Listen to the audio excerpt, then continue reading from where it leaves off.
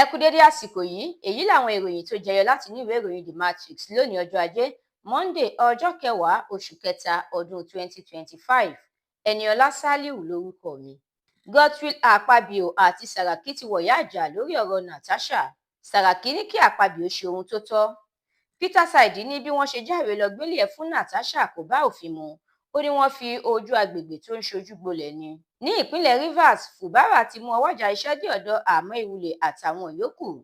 Ó fi èròǹgbà rẹ̀ láti san àwọn owó àjẹmọ́nú àjẹsílẹ̀ hàn àti pé yóò gbé àbá ìṣúná lọ síwájú ilé ìgbìmọ̀ aṣòfin.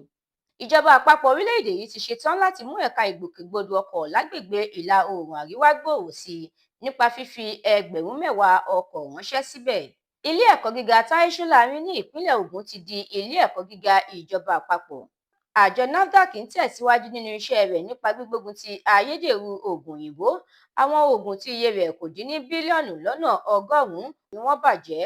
Àwọn àjọ méjì tó ní ṣe pẹ̀lú ìgbòkègbodò ọkọ̀ òfurufú lórílẹ̀-èdè yìí, ìyẹn NCAA àti FAAN, yóò ṣe àyẹ̀wò agbègbè Lẹ́kí tí wọ́n fẹ́ lò fún pápákọ̀ òfurufú.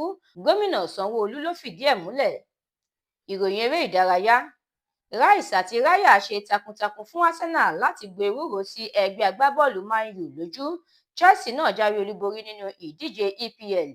Ẹ̀kúnrẹ́rẹ́ àwọn ìròyìn yìí àtàwọn ìròyìn míì lẹ́ ò láǹfààní láti jẹ̀gbádùn tí ẹ bá darapọ̀ tí ẹ sì tẹ̀lé The Matrix lórí Facebook, Instagram, TikTok, YouTube àti X.